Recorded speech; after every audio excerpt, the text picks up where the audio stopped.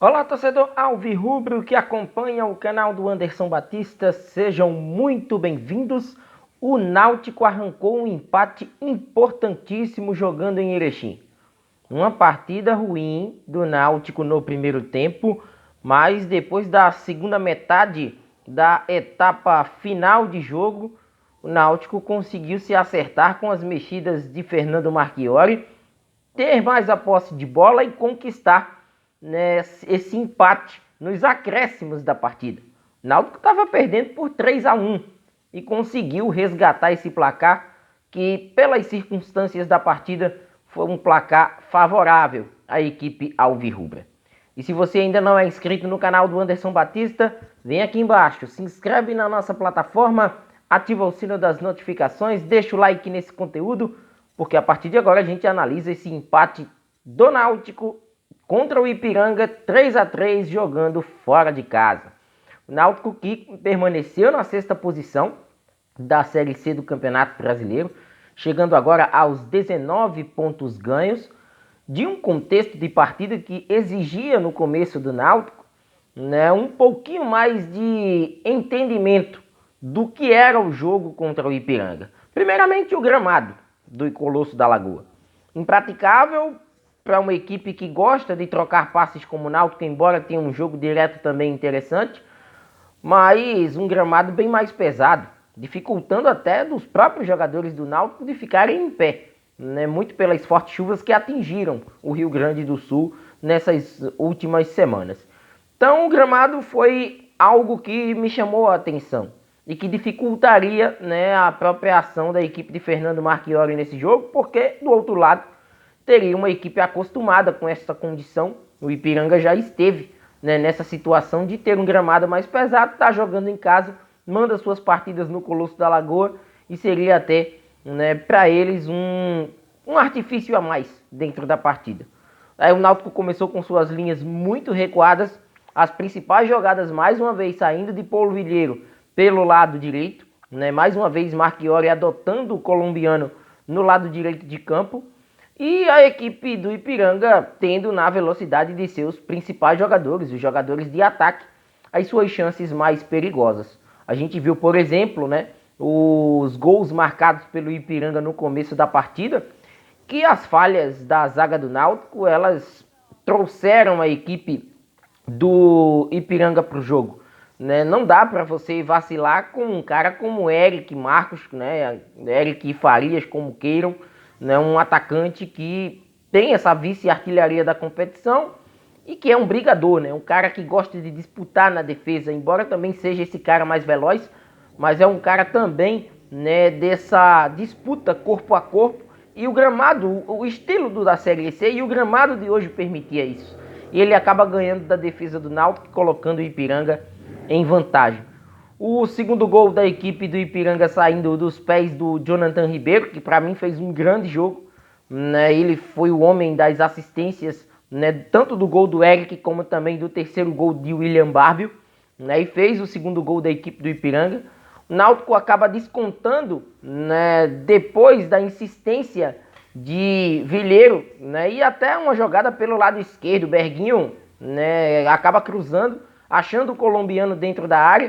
O torcedor do Náutico ali naquela aflição, né, será que Vilheiro conseguia marcar o gol? Até que conseguiu, né, diminuindo o marcador numa das primeiras chances do Náutico perigosas dentro da partida. Porque até então o Náutico só tinha levado perigo aos 24 minutos com Souza, né, quando o camisa 8 do Náutico, na cobrança de falta, exigiu uma bela defesa do goleiro Kaique. Aí, a partir daí, o Ipiranga voltou a ter as ações da partida. O gol marcado pela equipe do Náutico não deu em momento algum, né, a partida ao Náutico, o equilíbrio do jogo à equipe do Náutico. O Náutico ainda apresentou sérios problemas, né, e principalmente no setor de criação. O meio de campo com Eduardo, para mim, não funcionou, né, e isso precisa ser revisto para a próxima partida. Eu particularmente também não gostei, né, do Fernando Marchiori não ter acionado o Gabriel Santiago no duelo. É um cara que, embora não tenha feito um grande jogo contra o Altos, mas é um cara que, jogando em sua posição de origem, pode ajudar a equipe alvirrubra mais até do que o Eduardo tentou fazer em campo no jogo em Erechim. E no segundo tempo, o Ipiranga já marca de cara aí o terceiro gol, né, com o William Barbio. né, que praticamente tira um pouco as esperanças da equipe do Náutico de tentar algo dentro da partida. O que me chama, né, a atenção é a coragem com a qual o Fernando Marchiori teve para mexer no time. De prontidão eu não compactuei com algumas alterações. A saída do Danilo Cardoso sim, mas não matar Jean Mangabeira de sair de sua posição para jogar na zaga, embora ele já tenha feito isso em um outro contexto, e deixar o meio de campo ainda mais pesado, porque ele acaba adotando uma formação com Elton, Souza e Eduardo. 3 jogadores que não têm tanta mobilidade e que agora o Náutico apostaria na velocidade de seus jogadores da frente. Né, a saída do Jael logo no primeiro tempo para a entrada do Jean dá um pouquinho mais de dinâmica à função de referência no ataque da equipe alvirrubra. E depois dos 3-1 a gente percebe um Ipiranga mais confortável em campo. Né, como se o resultado já estivesse garantido, e até as mexidas do próprio técnico e do Ipiranga, elas mostram, né, uma equipe um pouco mais defensiva. E o Náutico acabou mexendo do meio para frente. Era a necessidade de pelo menos tentar o empate na reta final de jogo. O Náutico melhora, pressiona mais. Quem pressiona mais, obviamente, dá espaço para o adversário contra-atacar. Se não fosse Wagner, em determinadas situações, o Náutico poderia ter tomado o 4º gol. Né? Wagner trabalhou bem, principalmente no segundo tempo, comecinho ali da etapa final. E o Náutico, nas chegadas aí dos atletas que vieram do banco, acabou, né, saindo com esse empate que deve ser muito comemorado. A surpresa, né, pelo 2º gol marcado pelo Alisson Santos, né, acabou arriscando de longe, vencendo o goleiro Kaique, diminuindo o marcador ali no comecinho dos acréscimos dados pelo árbitro na etapa final. E depois uma jogada individual em velocidade, né, o Matheus Carvalho, que eu até critiquei durante o jogo, né, o porquê da entrada do Matheus Carvalho e não da entrada do Gabriel Santiago. E ele acaba em velocidade acionando, né, dando uma bola voltando para o Vitor Ferraz, que vinha por dentro. Né, tem sido muito assim, né, a participação do lateral direito da equipe alvirrubra, e ele acabou tendo a tranquilidade, dominando a bola e finalizando para empatar o jogo para a equipe alvirrubra. A partir dali, o Náutico já estava satisfeito com aquele empate, muito pelas mexidas, muito pelo recuo também da equipe do Ipiranga, mas uma partida que trouxe um Náutico que não foi bem na etapa inicial, mas que conseguiu reagir dentro do que o jogo lhe ofereceu no segundo tempo. O segundo tempo fez uma equipe, né, que estava perdendo por 3-1, ver o adversário recuar, né, se contentar com os 3-1 e o Náutico reagir, buscar ali nas suas últimas forças, né, com muitas dificuldades, esse empate em 3-3, que é importantíssimo para essa caminhada do Náutico em busca de uma classificação à segunda fase da Série C. A preocupação ficou mesmo por conta da defesa. O Náutico teve que mexer na zaga, teve que colocar Mangabeira em campo. A gente percebe que o Wesley Júnior não é um jogador que, né, tem a preferência de Fernando Marchiori. Hoje foi um setor que deu dor de cabeça durante a partida. A participação de Danilo Cardoso muito mal em campo. O próprio Odivan, que também já não é um grande jogador, né, e isso fez com que o Ipiranga tivesse facilidades na etapa primeira de partida.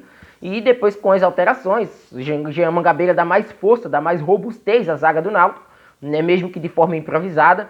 Né, e esse acerto no meio de campo com mais qualidade e menos mobilidade, mas deixando essa mobilidade para o setor de ataque, com a entrada do Alisson Santos, com a entrada do Matheus Carvalho, tentando as últimas fichas em jogadores mais descansados, levando até em consideração o gramado, né, do Colosso da Lagoa, né, que não permitia até a presença dos jogadores mais cansados, né, os que começaram a partida até o fim deste jogo. 3-3. Resultado não é para se comemorar, mas dentro das circunstâncias, um resultado menos ruim daquilo que o Náutico produziu, se levarmos em conta os 90 minutos. Próximo compromisso, o Náutico tem a volta do zagueiro Denilson, né, o Denilson que cumpriu suspensão hoje, em um alento, né, em meio a essa atuação bem ruim da zaga do Náutico.